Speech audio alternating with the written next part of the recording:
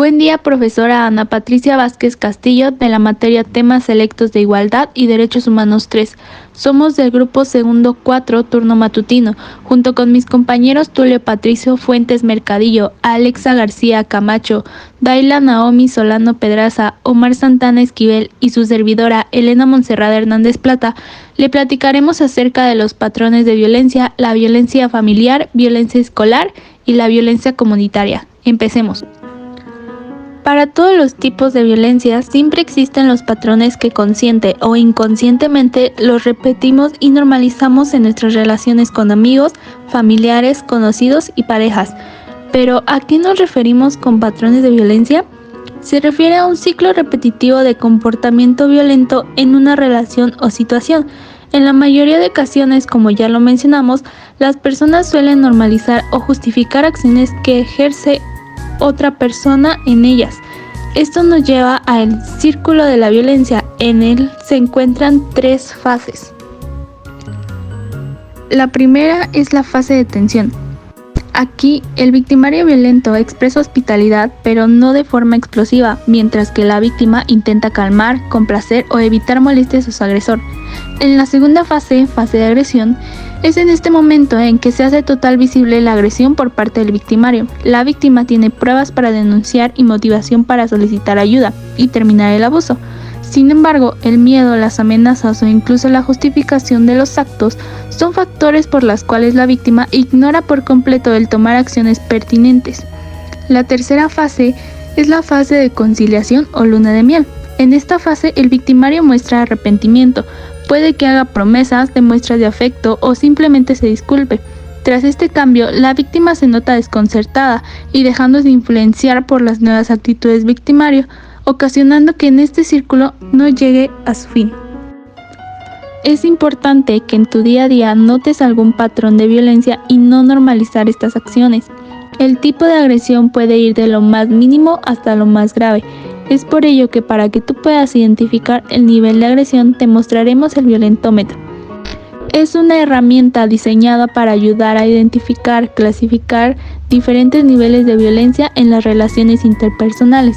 Se divide en 3 escalas o niveles de diferentes colores y a cada uno una situación de alerta o foco rojo. Estas no son necesariamente consecutivas, sino que pueden ser experimentadas de manera intercalada. A continuación yo les hablaré sobre la violencia familiar. La violencia intrafamiliar es entendida como toda acción u omisión cometida por algún miembro de la familia en relación de poder, sin importar el espacio físico donde se ocurra, que perjudique el bienestar y la integridad física, psicológica o la libertad y el derecho al pleno desarrollo de otro miembro de la familia. El ciclo de la violencia empieza por la fase de tensión, que es la acumulación de tensiones en la relación. La fase de explosión es la manifestación de la violencia de un miembro hacia otro miembro de la familia. La fase de luna de miel es donde el agresor muestra arrepentimiento y promesas de cambio, lo que puede confundir a la víctima. Algunos ejemplos de patrones de violencia es el control y dominio. Es donde el agresor ejerce control excesivo sobre la vida de la víctima. La violencia física es el patrón donde implica el uso de la fuerza física para causar daños a la víctima. La violencia sexual, que es cuando ocurre alguna fuerza o se manipula a otra persona a realizar alguna actividad sexual que no se desea ni tiene ningún consentimiento.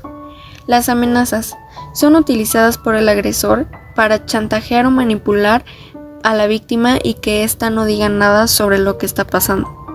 En conclusión, la violencia familiar es un problema grave que afecta a individuos y comunidades en todo el mundo. Este se manifiesta de diversas maneras. Es importante reconocer y entender los patrones de violencia y promover una cultura de respeto e igualdad en las relaciones familiares, así como fomentar la educación y conciencia sobre el tema. La prevención de violencia familiar requiere un esfuerzo conjunto, desde políticas públicas efectivas hasta el apoyo de la comunidad y la intervención de profesionales. Estos patrones de violencia en la familia se deben evitar, porque estos pueden quebrantar y romper a las familias. Para evitar estos patrones hay que poner límites y buscar un ambiente familiar sano, y más cuando es una familia con hijos, ya que estas pueden quedar marcadas psicológicamente y hace que se genere un círculo de violencia. Violencia escolar. ¿Qué es? Es cualquier comportamiento agresivo o intimidante que suceda dentro del entorno escolar. ¿Cómo detectar si se vive la violencia escolar? Existen señales físicas como lesiones, moretones, pérdida o rotura de objetos valiosos. Señales emocionales y comportamentales. Cambios de humor repentinos, evitación de escuela, bajo rendimiento académico, aislamiento social y miedo a ir a la escuela.